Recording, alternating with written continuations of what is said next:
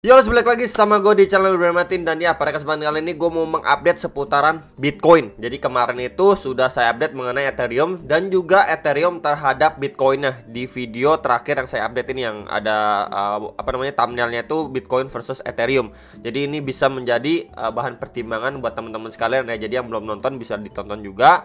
Kemudian untuk Bitcoinnya juga sudah saya update. And then hari ini saya akan awali dengan update Bitcoin terlebih dahulu. Nanti akan disusul dengan update Cardano ya, karena kemarin juga banyak dan di beberapa video lalu juga banyak yang request Cardano. Nah, nanti mungkin menyusul untuk Matic dan juga BNB gitu ya. Jadi langsung aja ke inti videonya.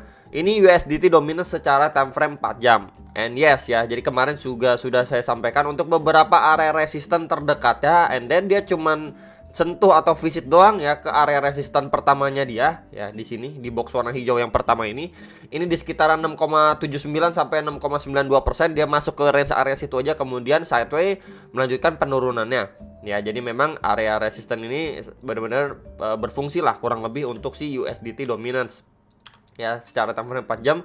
And then support kuatnya dia ya di sini ya, support untuk yang box warna merah ini dijebol juga. Dan sekarang itu hitungannya seperti ini teman-teman ya, dia drop ya, kemudian hitungannya ini sedang sideways dan mau retest gitu ya. Dan ini bisa saja berpeluang atau berpotensi untuk dia bisa melanjutkan penurunannya ke next target support di box warna kuning ini, yang sebelumnya menjadi area resisten pada pergerakan USDT dominan sebelumnya ini di range kisaran 6,09 sampai 6,25% lah, kisar-kisaran area situ yang menjadi next area potensi supportnya si USDT dominan secara time frame 4 jam.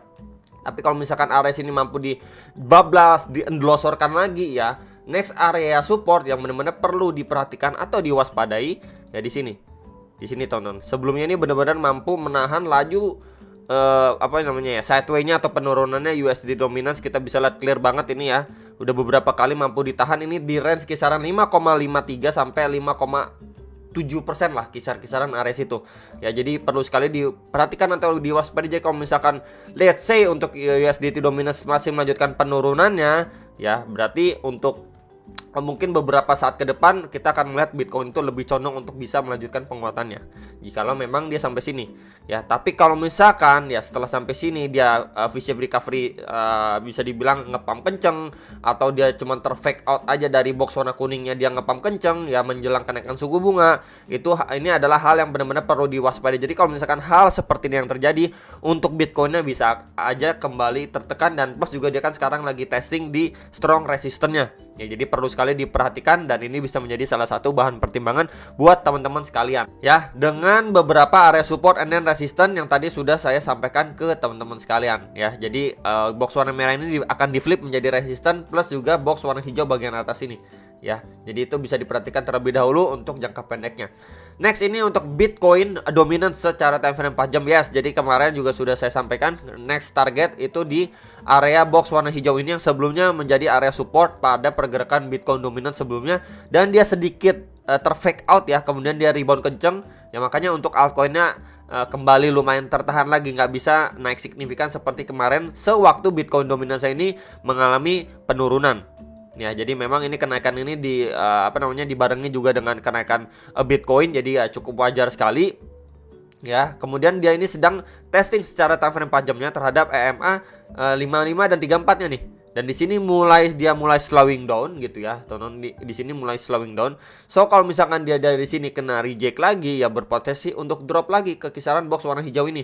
Ini di kisaran 42,09 sampai 42,3%. Ya, jadi kalau misalkan hal ini terjadi kemudian Bitcoinnya sideways, yaitu untuk altcoinnya mungkin lebih dikasih napas lagi gitu, dikasih booster lagi lah ya. Dan disclaimernya jangan sampai Bitcoinnya itu di dump terlebih dahulu.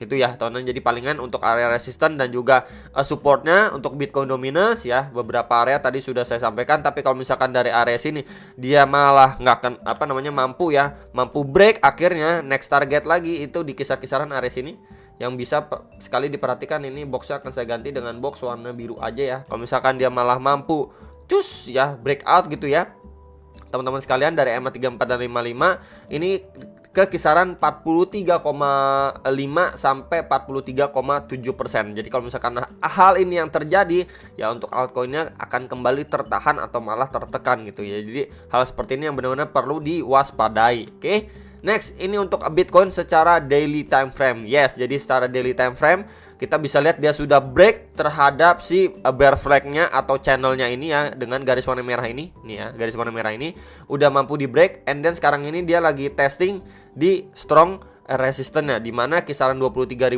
itu menjadi area strong resistance, plus juga di situ ada EMA 55 atau garis warna merah atas ini ya. Jadi memang posisi sekarang itu adalah posisi yang benar-benar krusial. Tadi kita udah lihat untuk USDT dominance-nya juga ya teman-teman. Kemudian kita lihat secara daily-nya juga, ini Bitcoin udah benar-benar mendekati atau ya kita bisa bilang testing lah ya di strong resistance. Nah, jadi bisa kalian pertimbangkan lagi ya teman-teman, untuk mungkin yang masih punya posisi open posisi dan lain sebagainya gitu ya.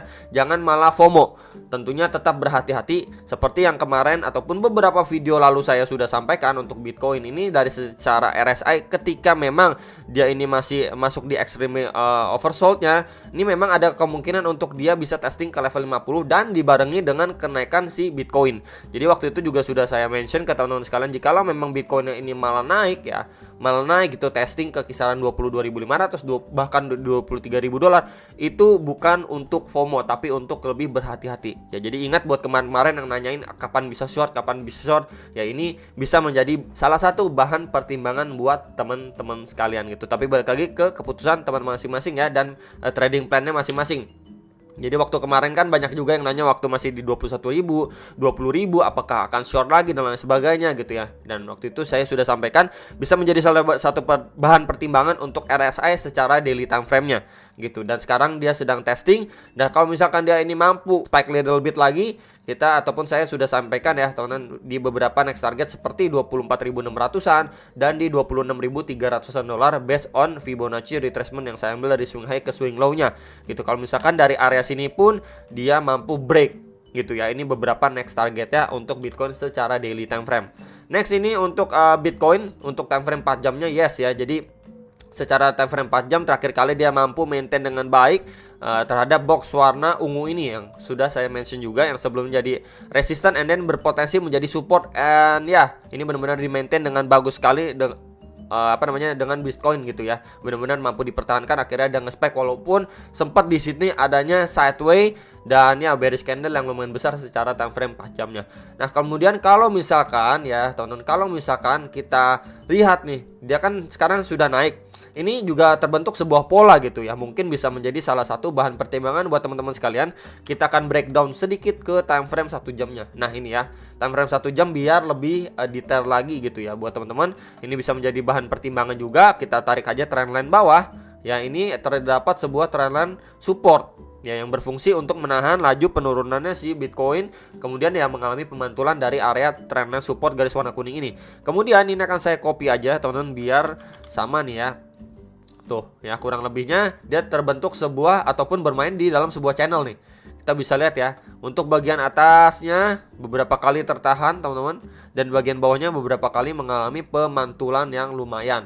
Ini kena reject lagi gitu. Jadi palingan untuk jangka pendeknya bisa diperhatikan terlebih dahulu untuk range kita bisa bilang bermain di dalam channel ini gitu ya. Palingan yang supportnya bisa kita perhatikan EMA 3455 plus juga 55 itu ya, EMA 55 atau garis warna merah ini dekat sekali ya, atau hampir sejajar dengan trendline supportnya dia ya untuk si Bitcoin. Nah, kalau misalkan let's say Bitcoin ini mau melanjutkan penguatannya untuk secara time frame 1 jam, ini benar-benar perlu diperhatikan area resisten ini atau di area highest terakhir dia di kisaran box warna biru ini di kisaran 23.490 sampai 23.800 dolar. So, kalau misalkan dari area sini mampu di break sama si Bitcoin, kita bisa masih menggunakan trendline channel resistance ini di sekitar 24.000 24.150 dolar, sekitar area situ masih bisa kita pergunakan untuk area resistennya. Tapi kalau misalkan dari area sini pun dia istilahnya koreksi dulu gitu ya. Koreksi dulu bisa kita pergunakan EMA 3455 plus juga trendline support